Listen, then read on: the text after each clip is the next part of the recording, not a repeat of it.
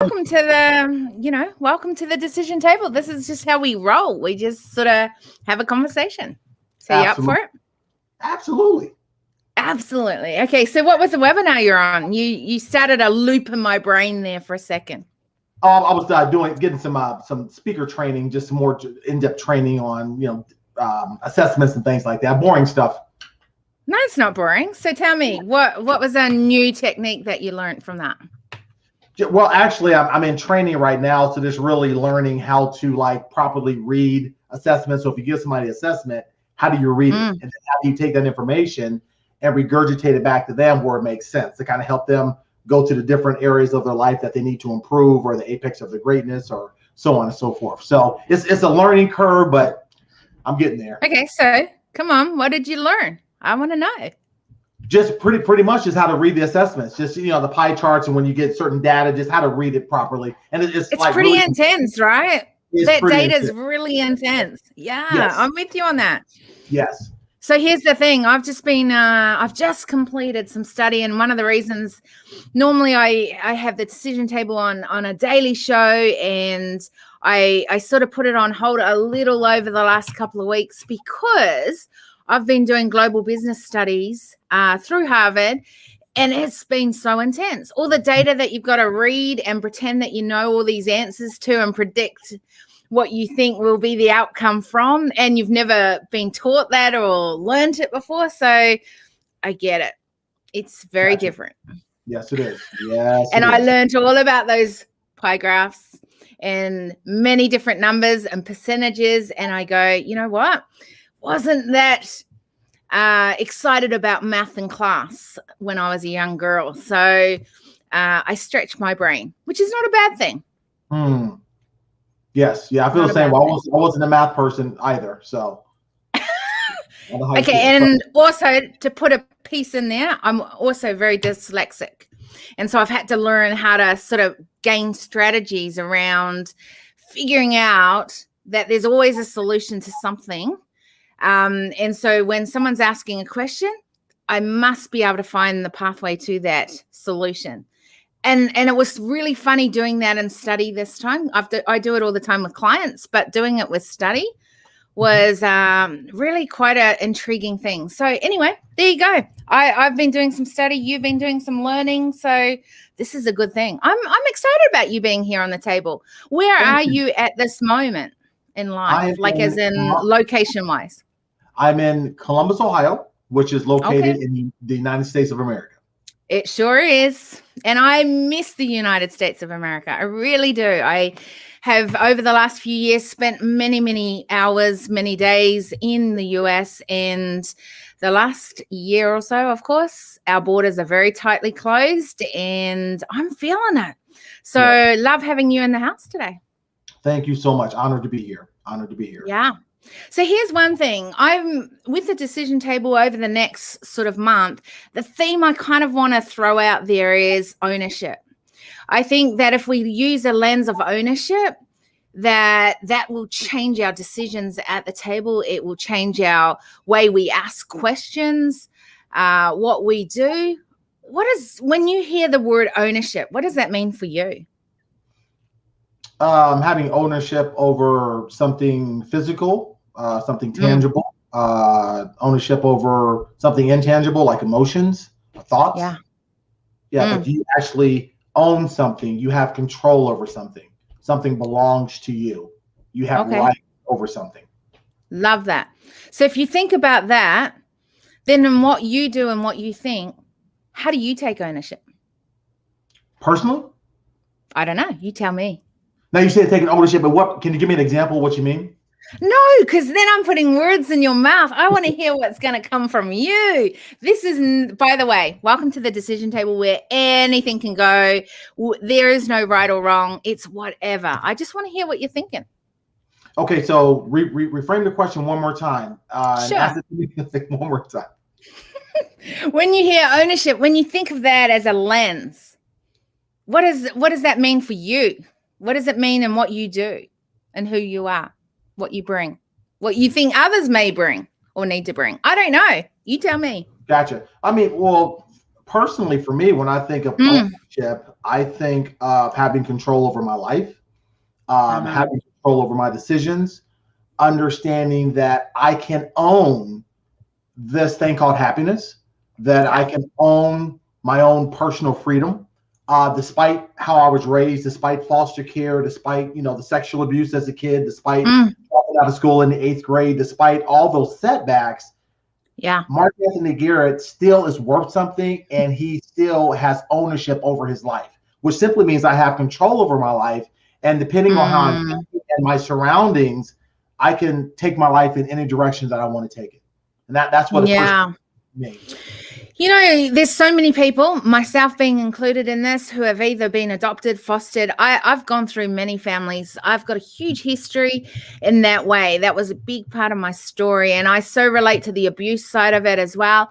But there are many people that don't choose to take that somewhere, go somewhere with that, and, end up either in devastation or not alive to this day, right? A stat.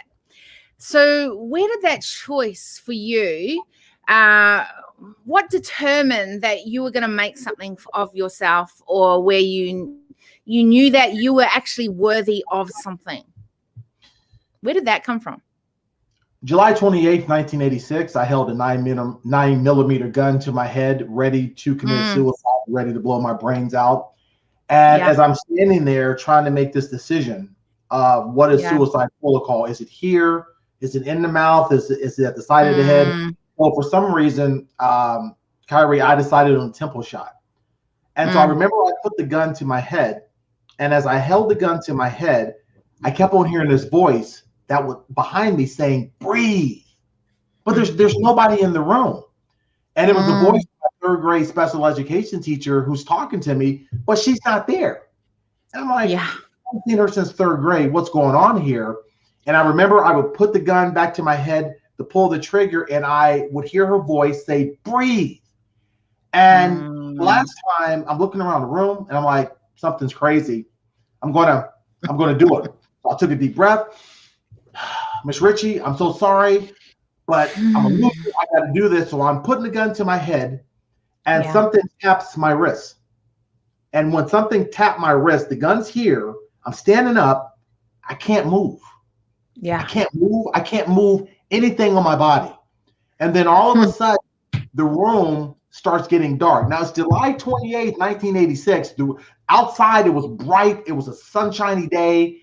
But all of a sudden, it was like a thunderstorm was coming, and everything in my room got black, jet black. Well, there I am standing with a gun in my hand. I can't move. It's pitch dark. I'm trying to scream, but I can't scream.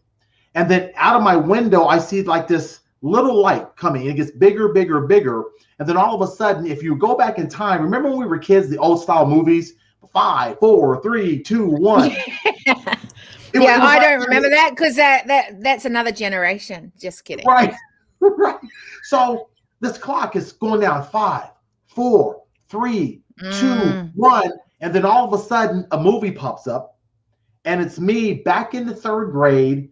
And I'm having what I call a spaz day. This is one of those days where I'm breaking pencils, I'm tipping over tables. Yep, just losing it.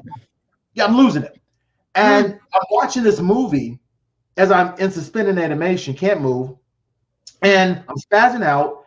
And my teacher, she comes and she grabs me ever so gently, takes me out into the hallway. She slides down the wall.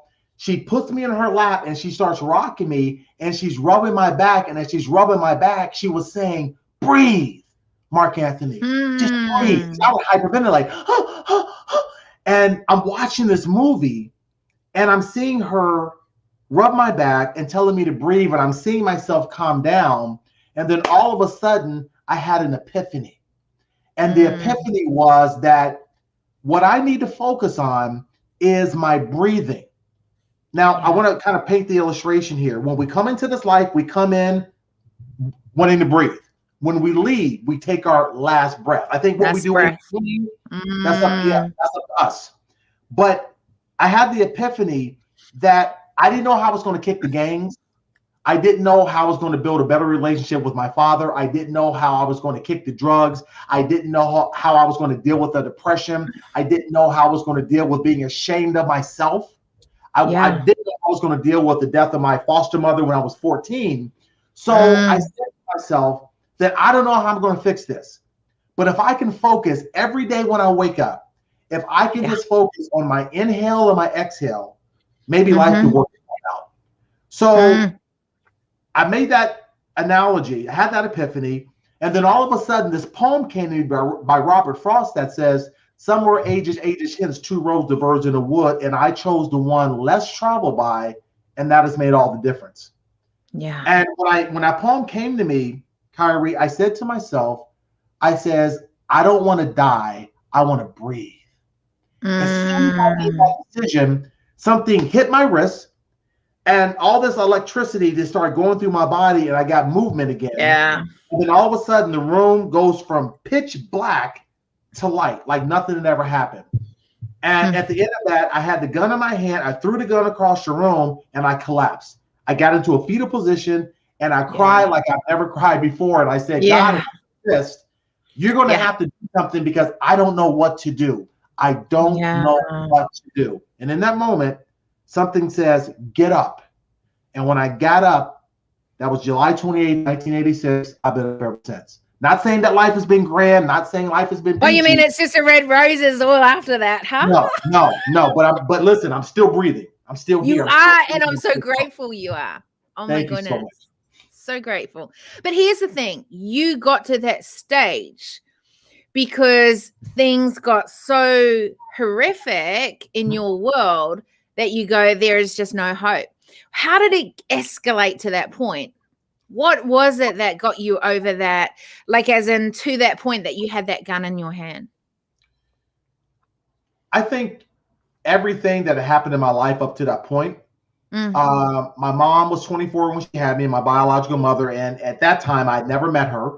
So I was an individual trying to figure out who am I really? My adopted parents they did the best they could, but they were much older. My adopted father was born in 1918. And my adopted mother was born in 1930. So I was kind of raised with old school rules, old school values. My father was the type of guy, he was a provider, but he was not the emotional type of guy. He's not the huggy feely. He didn't tell me he loved me. So that connection piece, right? Yeah, exactly. Then there was sexual abuse. Yeah. At the hands of a teacher. Someone that I trusted, someone that... Isn't that interesting, though? That voice that you heard was from a teacher. I know it was a different one, but it was from a teacher. Right. I find that fascinating. Yeah. Interesting, right? So... Sorry, keep going. Yeah, so all this stuff had happened, and so I'd been through that, the sexual abuse. There was a lot of domestic violence in my house. My mother just had some issues, some mental issues, and so there was a lot of fighting. There was a lot of physical abuse toward me. He passed away at 14, more trauma. Then I dropped out of school. I'm in and out of gangs. I'm doing drugs, trying to sell drugs, in and out of juvenile correction. And at the same time, I'm losing a lot of my friends to gun violence and gang violence. Can I just stop you there for a second? Sure. So I so relate to a lot of what you're saying here right at this moment. I was born to a 16-year-old, and I've actually never met my birth mom at all. And so I was adopted out. I waited 2 weeks for someone to come and pick me. And then I went in and out of family homes. What was it? And with that abuse as well, I so related. Mine started as a baby in a cot and went through many, many years of my life. And, I don't really talk about a lot of that side of it because I love talking about the other side of life. But I think that and all that we're doing now, and to me, that's just so exciting to be able to go, hey, I get to breathe another day and I get to help other people. And that's why I went through this, not to sort of dwell in there. But I think there's some lessons that we can learn from some of this. I think that it helps to build who we are today, that we wouldn't have this resilience in us if we hadn't have gone through some of these things. So I think that it's actually... and normally I don't even press in on this, but I think that today it's kind of good if we go, what was that moment that you go, you know what? I've been through all of this. Now I'm going to go and get and be a part of, gangs, drugs, stuff that that is not going to be valuable to your life, but you choose that as that choice right then. Do you remember, looking back, can you think why was it that you didn't just go from that moment, oh, this really sucks, where's that gun, let's do it now, or this really sucks, I'm going to make something of my life? Why did you choose gangs? Why did you choose drugs at that point? Where were you thinking? At that point, escape in the reality of the trauma that I'd experienced and not really knowing how to deal with it and not having the resources. In America, right. Yeah, when you live in the hood, I lived in the hood, predominantly African American, not a lot of money, not a lot of success, not a lot of models that we could look at to say, I want to be like this, or I could be like that. And so for me, it was trying to find a family that I never had, trying to find validation, trying to find significance, even though it was negative. I said, you know what? Some negative attention is better than no attention. So I was church and family, trying to figure out my greater sense to belong to something, right? Absolutely. Yeah. But what I realized is, so even though making that negative decision, if I made a different decision, we wouldn't be having this conversation we're having right now. Oh, so true there. Yeah. So I wouldn't change anything. And it's funny because people would ask me, Mark, you wouldn't go back to sexual abuse. You wouldn't change the fact that you know people who got killed or you almost got killed yourself. You wouldn't change anything. I said no, because everything that I've been through has brought me to this point. And if I went back and changed anything, it could have changed the whole trajectory of my purpose and my destiny. I so hear you on this. And I always say that. I always say, I don't wish any of my life upon anyone else. And I wouldn't change anything. Maybe some of the choices I made along that journey that were, a lot of the other things we've talked about is out of our control. But there's things that maybe I chose, but it was only from what I knew. And I think that role modeling thing is so important. I think about that as my work in this day and age, that I think it's easy for us to say things. It's not so easy for us to role model things. And I think that that's part of what we need to take up as our responsibility to go, okay, so we know the problem, we know what is happening, but are we willing to change it? Are we willing to role model something different? Sure. And I think that, as a young boy, you only knew what you knew. And you could see gangs, you could see there was a sense of belonging of being in amongst all of that. There, you talked about resources and not having the access to some of those things that maybe others have had. I get that. I was the kid that they said, you know what, Kerry Murray, you're not going to amount to anything. You're not smart. I was dyslexic. No one knew about dyslexia at that time. Right. So even though I was really kind of brainy in amongst all of it, I just didn't relate to the way they were trying to teach me. And because of that, I stood out. I had to work really hard to get any marks, let alone good marks. Well, you know what? I think there's a lot in life that if we move it to where we are now, that we forget that maybe we want connection. Maybe we want the sense of belonging. Maybe there is this thing around significance.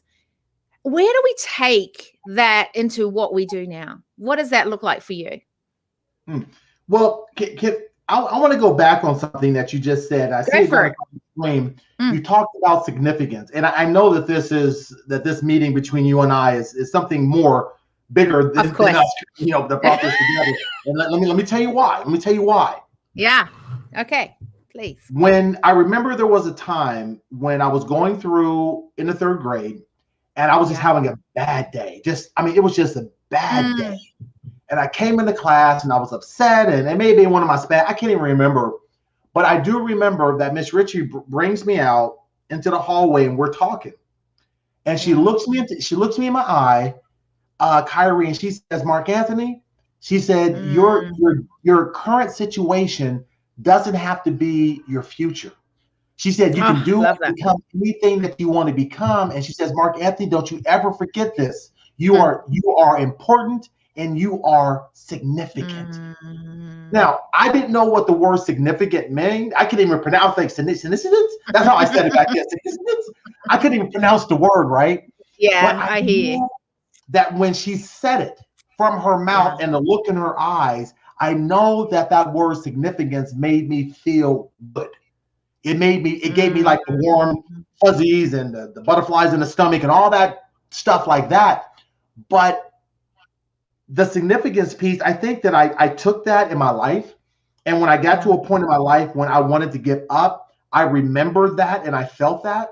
And I says that I am significant. And I said to myself, I was afraid that if I died, that I would be forgotten, that it would be like I never existed. Because a lot of the friends that I knew that grew up in the hood that end up dying, we would kind of pour a little something out for them every now and then. But then there would come a time when the conversations about them, they would cease to exist because they were forgotten.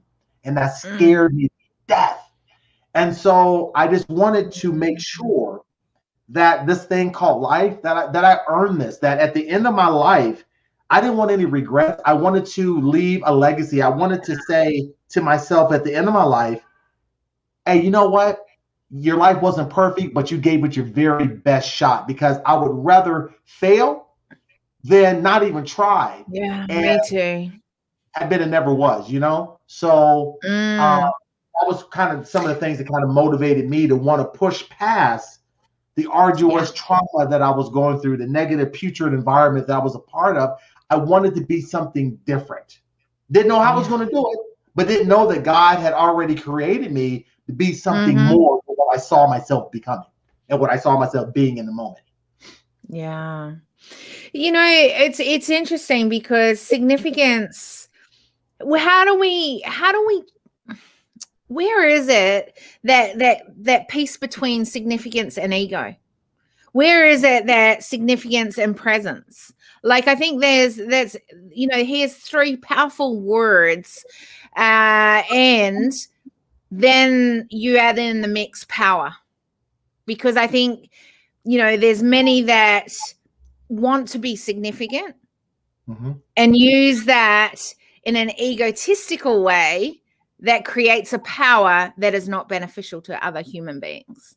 Then there is significance that is used in a way that when you walk in the room, that there's a presence about you. And it's not that you're got this massive ego. There's just something different about you. There's something that I want to know more about what they're about, because I can't put my finger on it. But as they walk around, as they speak, there's something that I need to connect with that. Right. What do you see that as? How do you define that? What does that look like for you? Well, you know, it's interesting that you asked that question, because I think that when you look at significance, well, first of all, I personally believe that we're here for 2 reasons. I believe that we're here to discover our purpose, or I call it the RFB, the reason for being.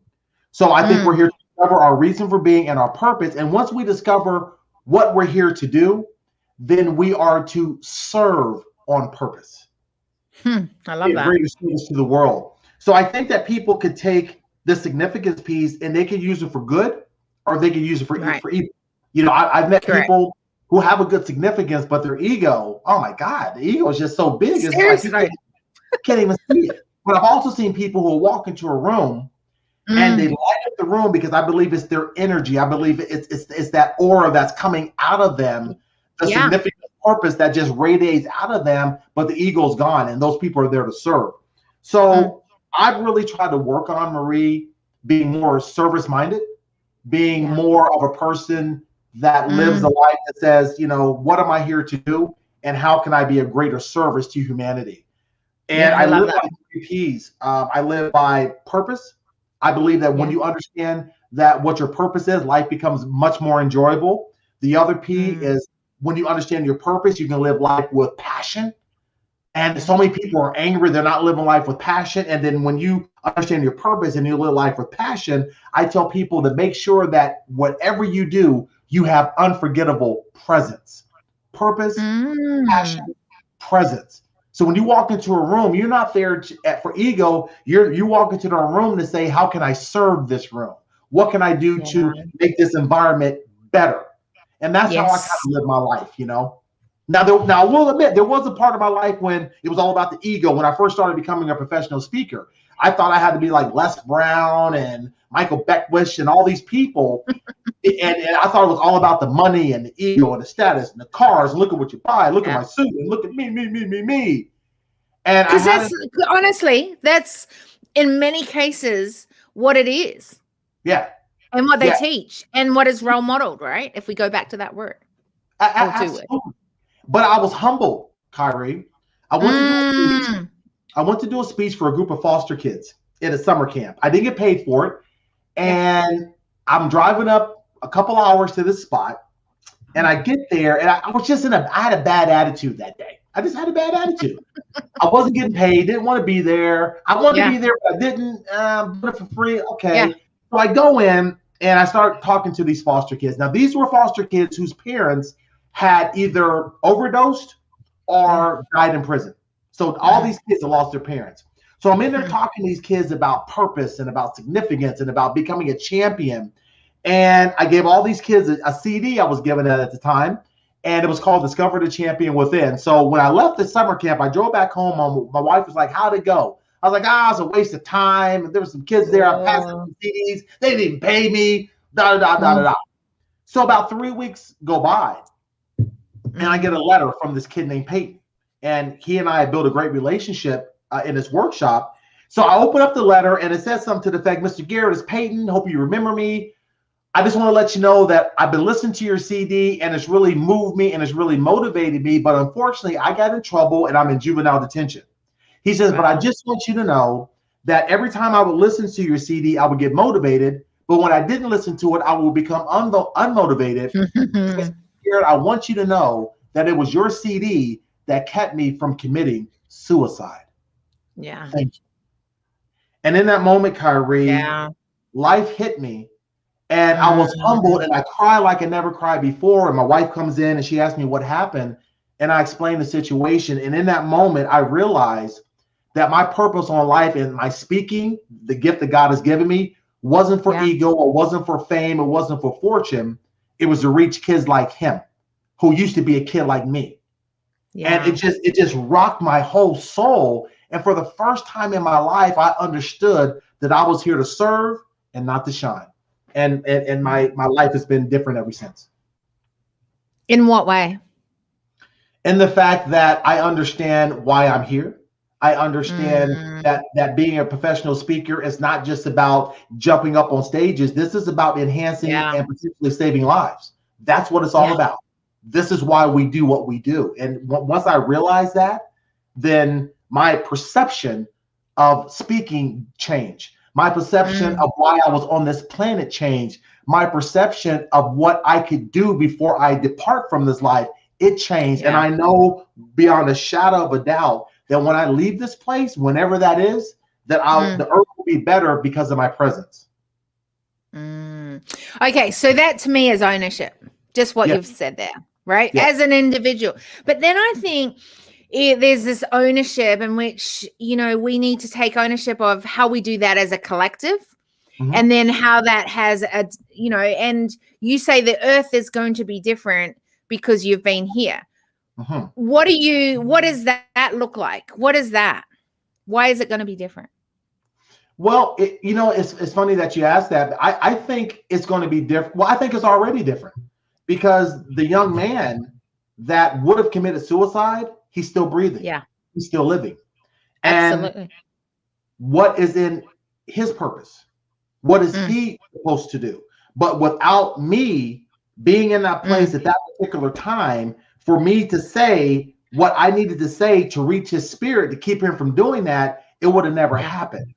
So I think that the legacy is, it looks like how many other people's lives have we enhanced to the point where they can now become enhancers. And it's kind of like that ripple effect, because I can't control what other people do, but I can control what I do. And if I know that every day that I wake up that I'm trying and I'm striving to make the world a better place, I'm okay with that. I'm good. So take, I love that. I love everything you're saying there. And I totally agree that as an individual, we have to take ownership of what we are doing because we can't control what other people are doing. But I do believe that as we take ownership of what we are, our purpose, our legacy, all those things that you speak of, that every decision we make actually does have an impact on the earth, on the world going forward. And I always talk about the fact that, as a individual, we take ownership. Then as a collective, like as in what you're building out and what you're doing, who that domino effect in your own sphere of influence, what that looks like. And then as a global space, going, what you're doing over there, what I'm doing over here, what, George down the road's doing, Mary down the road, as a collective, that's actually bringing what is happening across the global space. And if you think about what is happening on the global space, there's a lot of problems right now. And, I would love to think that we are part as a collective of actually bringing solution to the table. How do you see what you're doing is going to narrow that gap from problem to solution across the globe? Well, it's interesting because I personally believe that it will narrow that problem through me impacting more people, because the more people that I can impact, it narrows that problem even more. So I understand that. And what I would love to think is, here's the thing. You're one person. I'm one person. There's a limit to what we can do as individuals, but as a collective, I believe there's so much more that we can achieve and do it in a bigger and more impactful way. How do you see we could do things like that? Absolutely. I agree with what you just said, because when I look at my third grade teacher, Miss Ritchie, who's no longer here, right? I believe that when she came into my life and she served me, this little Black inner city kid that people said would never do anything, that was abused and had self-esteem issues, she was able to sow into me.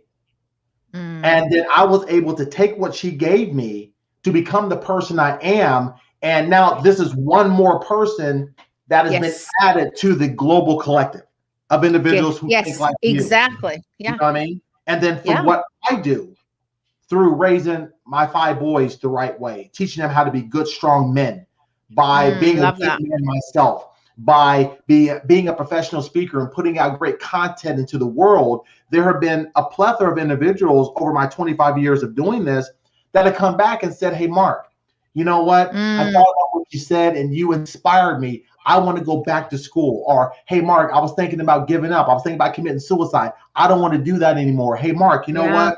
I'm 65 years old. I never thought I could go back to college, but I've always wanted to work with kids and make a difference in the world.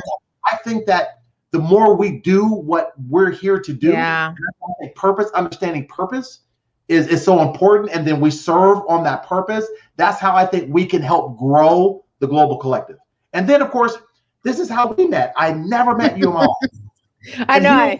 On your show, and you're in Australia, I'm in America, but because of what we do in the universe, attracting us together to continue to push this global initiative of peace and harmony and hope and love and making a difference, this is how it's done. But if you weren't in your consciousness and I wasn't, will we be doing this? Yeah, I agree. And I think there's even more that we can do. And I think that there's more, but like a lot of problems that are happening across the world is bringing more division. So actually widening that gap between problem to solution. And sometimes even having conversation, even if we disagree on here, it can be then taken, blown away, and then, become really yuck. Honestly, like, we have so many different conversations on here. We've got a lot of alignment here because obviously there's a lot of things that we can really relate to in our past, in what we do and how we live. Like, I can see it from our conversation already, right? I often have conversations on here where I really don't relate to anything that they're saying, except that I'm a human being, they're a human being, and they still want good in where they're heading and what they're wanting to do. And I think that there's so many perspectives that we need to take on board, that we need to listen to. We need to start, going, well, what are you learning over there, Mark? What am I learning over here? And go, how can we bring that together in more of an effective way that then looks at the problems and go, you know what? I hear what Mark's doing over there. Maybe we should try this over here. I don't know. I feel like a conversation is a start to things. I wonder where it can go from there. Any thoughts? It's funny that you say that because I think it's all about choice. Where do we want to take it from here? There's a man that's on your shelf behind you, that book called Mandela. And when I look at Mandela and I think about Mandela, I don't know if I could have been as strong as he was. All that time in prison just because you think different or you want to free your people. But what I realized about Mandela is that Mandela didn't go through his adversity. He grew through his adversity. Yeah. And so you don't go through adversity, you grow through it. So Mandela, through all that pain and suffering that he went through, look at what happened when he was released. How his release shifted the whole planet.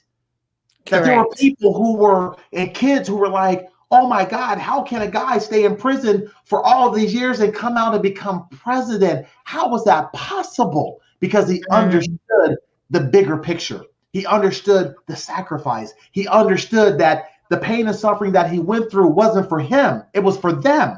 And those them that were out there, those were for generations yet unborn. There are kids who weren't even alive when Mandela was doing what he was doing. Benefit off of his presence on this planet through how we live this life. So the residue that is left behind, science guys, so they call it carbon dating. They can take a fossil and from the carbon dating, they can determine how old it is. That residue Mandela left behind still lives. He was only one person.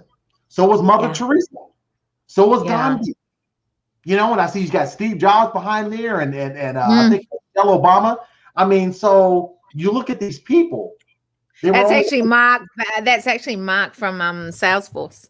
I really love the role model he's doing within the culture of. So it's not Steve Jobs. Yeah. It looks like Steve Jobs from here, but I'm looking through some glasses here. Okay, gotcha. Yeah.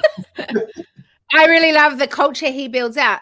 But, there's like anyone, they're humans and, there's things as humans where we all make failures. We all do things. We make some decisions that are really awesome and others that are not. Like, I just love what they've done with what they've learnt and created in that way. And I think every one of us has the opportunity to be able to do that. But I think also what is powerful is if you look at what they're doing, they don't do it on their own. Like, they may be one individual with an amazing vision, but they actually have an amazing collective around them that goes, you know what? I'm behind that vision. I'm behind seeing, I too want to leave behind a legacy that is leaving footprints behind, not just for this generation, but the generations to come to springboard off, right? And I think if we can not just be thinking about us as individuals, but us as a collective, how can we be the hope for the future for the generations? Because I think otherwise we're leaving behind quite a destructive world. You think about the environment, there's a lot of things that we could be doing to help make sure that we're leaving behind an environment that is going to be beneficial for humans going forward. And I don't mean just the environment as in the earth. I mean, in our businesses, in our organizations. I mean, the culture that we're creating as a human culture outside there. If you look at social media, there are many things being said that are not necessarily going to be beneficial for humans going forward. Yet the world is listening to it. How do we role model things that are going to be different and give hope to? As a collective, I think if we can join together to bring more hope together, then we're going to shift that dial forward. Mm-hmm. Mm-hmm. Now it sounds grandeur, but so did some of these stories behind me. Mm-hmm. Right? Well, yes. I personally feel that as we continue doing what we're doing, I think that we must be the greatest role models that we can be. And that's all we can do. And I think that we also have to be willing to elevate and continue to elevate to higher stages of consciousness. Because I'm 52. But the way I think at 52 was not how I thought at 42. Yeah, me too. And I'm not 52 yet, but I'm getting closer. You're in the 50 club, so hey, I'm not yet. Don't put me in there yet. I haven't got there 50. yet. I'm still in the 40s club. You're still. I thought you said you were 50. Okay. No, so I said I'm getting there, but I'm not quite there. So okay, gotcha. Well, I think that as we continue to evolve, I think if we are always operating at a higher state of consciousness and saying to ourselves, how can I get better? How can I get more open? What more can I do? And when you talk about hope, I mean, in how we grew up, I think that's all we had was hope. But hope means to me two different definitions. The first meaning, HOPE, hope means helping other people excel. And the other meaning is helping one person every day. I love that. Helping other people excel and helping one person every day. Every day that I wake up, I ask myself, how can I shift my consciousness so that my being is benefiting the planet? Because I think it's all about energy, But I think that all we can do is what we can do. But I think that when we understand that there's a deficit, and in the world in which we live is right now, there's a huge deficit. COVID-19, the civil unrest, all the stuff that's happening, I still believe in the power of the human spirit. I don't care if we have the apocalypse. I would never doubt the spirit of the human spirit. I'll never doubt that because I believe that we have the capacity and the ability to shift consciousness through a simple decision. That's why I love this whole thing, the decision table. Table life is in front of you. It has a variety of opportunities. What will be your decision to live your best life possible? And that's just I love that, because guess what? My whole thing is, what if we come to the decision table and we use the lens of humanity as stakeholders as a starting point? Absolutely. See, here's the thing.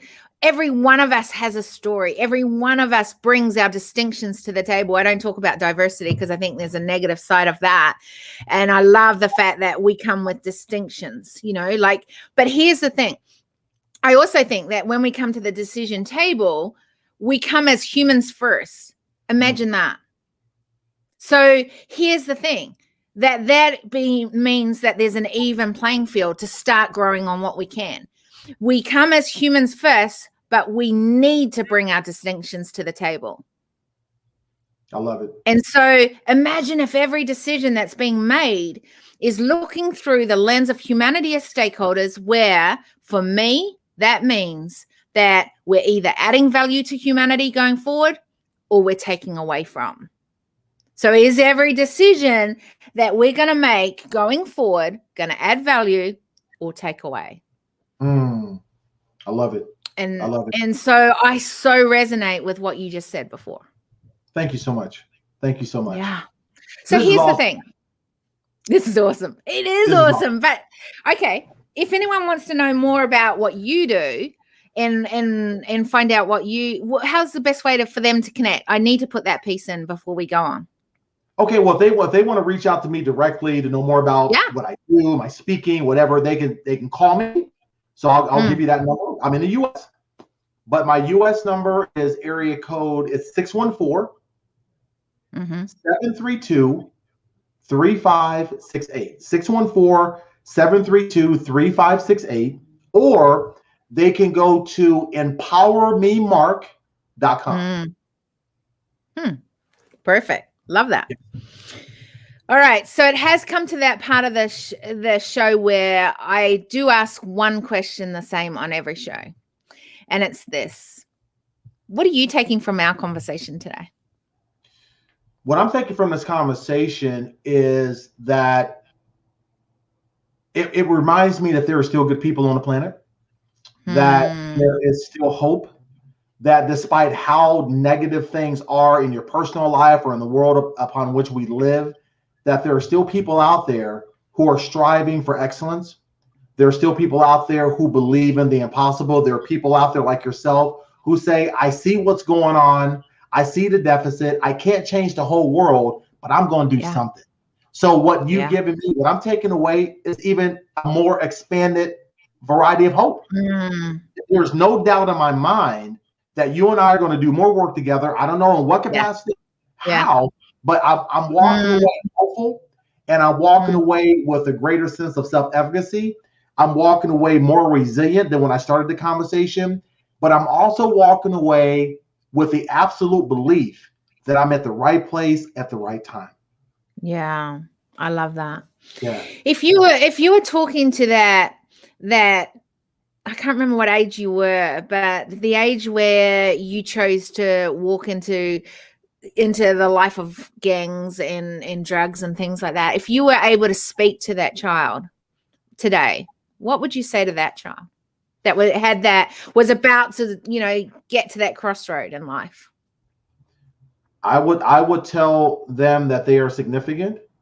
I will tell them that their life isn't a mistake, that they're here for something bigger than themselves, that they have a purpose in life. And I will look at them and I will tell them that I love them and that I believe in them and that they are the greatest thing that could ever happen to them, and to never give up and don't quit. That's what I would say. And I would hug them. I would give them a big hug.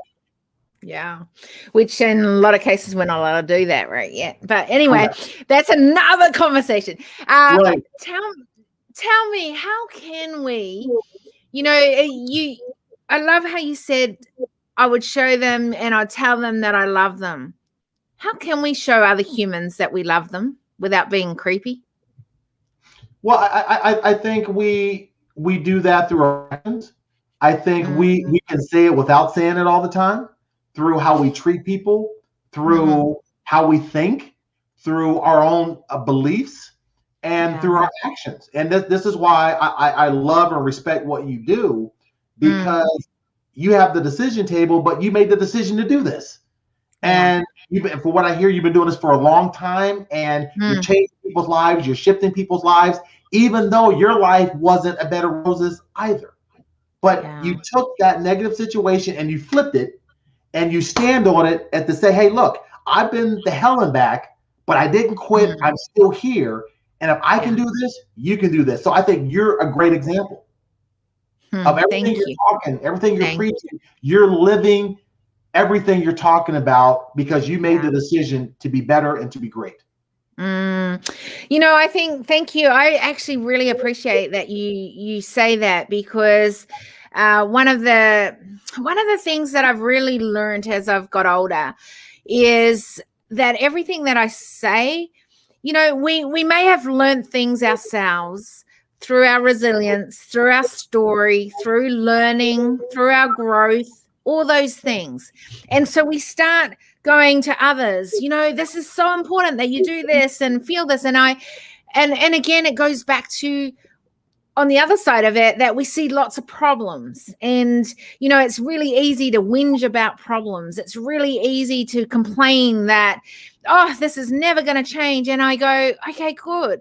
Now, what are you going to own with that? How are you going to do that? And one of the things that I've done and particularly in the last few years of my life is really take ownership of, okay, I'm saying that this is, there is solutions to it.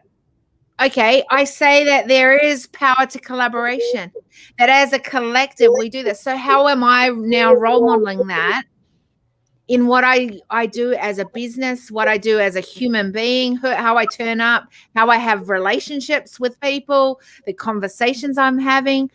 And it goes back to that exact thing that we've talked about earlier in this conversation around the fact that, you took detours in life because that was what was role modeled around you. And I think if I can help even one person not to take that detour because I've role modeled that it is possible to do the impossible in what many eyes it is, then I've lived a great day today and I can live tomorrow and breathe another day. So thank you for recognizing that, because that is something that I've worked really hard to actually put into my life as well. I want to say what I've learned from today. I loved how you said hope. And, can you do what was the first hope? The first hope was helping other people excel. And then stop there. Wait on. Helping other people excel. I love that. That means that not only can you excel, but you're serving other people to excel. And for me, always being reminded of our fact that we're not just here to serve ourselves. Mm-hmm. In fact, we're actually here to serve others. And I think that makes all those things that were part of our old story so worth going through that. Gotcha. So we can serve at this level that we're serving at right now. But I also love the fact that when you say that, helping other people excel, it means that for me to do that and to role model that, I've got to keep stepping up myself, stretching myself to other levels so that I can help others to excel at other levels too. Yeah. And so that was a beautiful reminder of that and an encouragement that I'm on the right pathway on that. So thank you for that. And then I love the next bit, which was the hope. Tell me that one. Yeah, the other one, hope, HOPE, helping one person every day. Yeah.